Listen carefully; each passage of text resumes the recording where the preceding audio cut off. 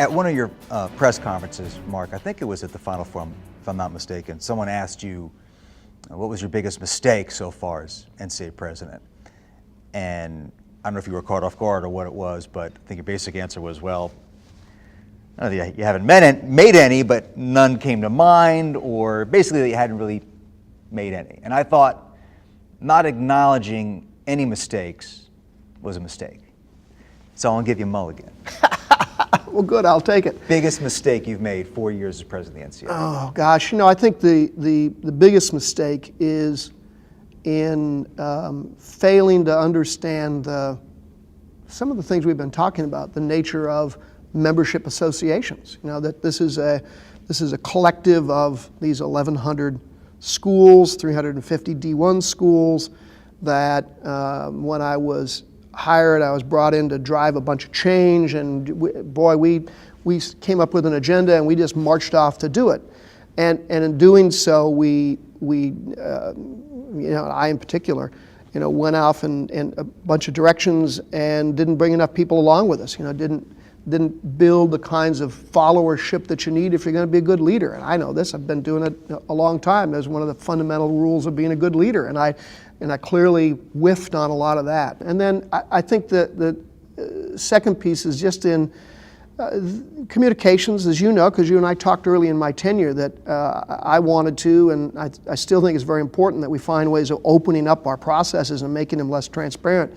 And we started to do that, and then just by historical accident, the world caved in on us because we had scandal after scandal out in the membership pop up, and like is often the case, we just kind of retreated back.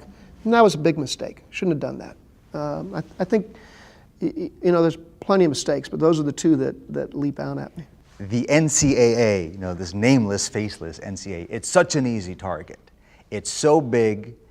It's so powerful in a lot of ways. It's misunderstood in a lot of ways. People see inconsistencies without necessarily understanding the reason. And so people attack the nameless, faceless NCAA. But you are basically the face of the NCAA. Anytime there's problems in college sports, your name and your face is put on it because there's nobody else. Right.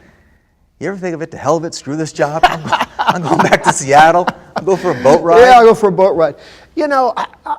We talk about this a lot inside the national office, and I always remind people, because it's hard on the staff that work there, right? These are people that love college sports passionately. They've dedicated most of their lives to it. They're good, hard-working people, and they get really frustrated when all of this is coming around.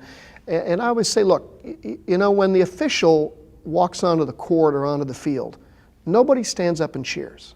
Nobody calls out their name. Nobody, when they're leaving the court, says, "Hey, great job tonight." The only time they ever hear their name is when somebody's shouting something nasty at them, right? But everybody in the arena or in the stadium understands we can't play the game without them. There wouldn't be a game if there wasn't a ref there. You may love him, you may hate him. Well, you rarely love him, but you'll only be, the best they're ever going to achieve is people will say, "Oh, there are refs there tonight?" because they called a perfect game and everything just moved smoothly. Well, the association is kind of in the same position. It can't conduct a national system of intercollegiate athletics without some kind of organization that's focused on those things. But probably the best you're ever going to get is people saying, "Yeah, I guess everything worked this year." And you have to remind yourself of that. I get frustrated like everybody, and I've even shown that frustration to you and some of your colleagues in the media. But no, I've never thought about walking away from it. Well, listen, It's a new year. Maybe this is going to be the year where we get to December 31st and everyone's going to say, "Yeah, everything worked perfectly with the NCAA." Well, that seems very unlikely, but it's a better year so far. Dare to dream. Thank you very much. Dare to dream. Thanks for being on the show. My pleasure. I really enjoyed it.